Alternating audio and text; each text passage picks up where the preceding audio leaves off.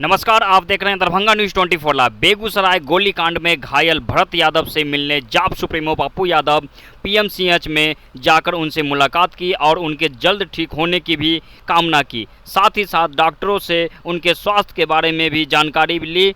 साथ ही उन्होंने उनके इलाज के लिए 10,000 रुपये की आर्थिक मदद भी की। इसके बाद मीडिया से रूबरू होते हुए उन्होंने क्या कुछ कहा, आइए देखें इस खबर में। सरकार को कम से कम जो मौत हुई है उसको 10 लाख रुपया भेजना चाहिए था तुरंत। और 1.5 साल पहले शादी हुई, आप अत्यंत पिछड़ा कर लेते हैं, लेकिन जब बारी आती है मदद करने की तो फिर हम चुप हो जाते हैं। क्यों? तो मदद भी तो करें। अब अस्पताल में, सदर अस्पताल में हमारे स्वास्थ्य मंत्री जी से, डिप्टी सीएम साहब से आग्रह करेंगे कि कम से कम इस डब्बा को तो ठीक कीजिए। ऊपर में फीट फाट, भीतर मोकामा घाट, खाली डब्बा है, पूरा का पूरा सिस्टम कोलैप्स है। अल्ट्रासाउंड, सीटी स्कैन, एमआरआई सब बाहर से कराना पड़ता है, दवाई बाहर से लेना पड़ता है। तब अभी हमें खबर मिली, कल उसके भाई रो रहे थे, तो अभी हम पार्टी की तरफ से मदद किए हैं। जो भी दवाई में खर्चा होगी आगे मदद करेंगे। तेजस्वी जी पहुंचे थे और औचक निरीक्षण में उन्होंने कहा था कि सब कुछ सुधर जाएगा, लेकिन पप्पू यादव को पैसा देने की क्या मजबूरी यहाँ आनी पड़ती है? वहाँ पूछिए ना जा करके, आप वीडियो देख लीजिए ना, ब्लड मिल ही नहीं रहा है।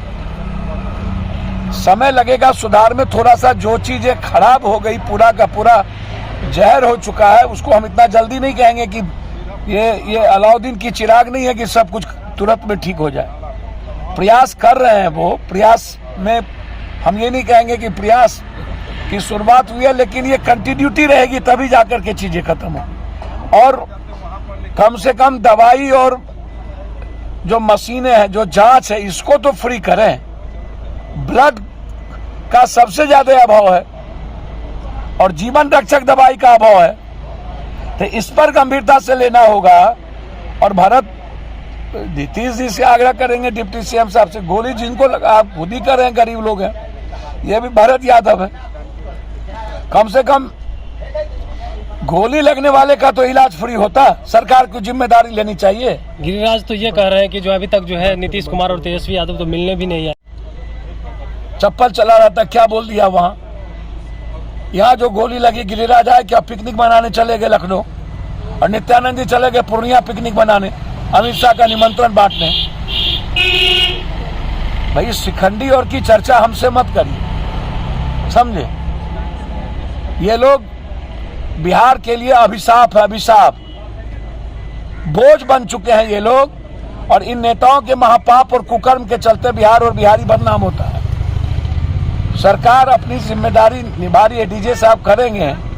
सरकार को अपनी जिम्मेदारी जो निभानी चाहिए निभा रही है। तुम्हारे तरह सड़क पर आए तो बात तो करेगी नहीं।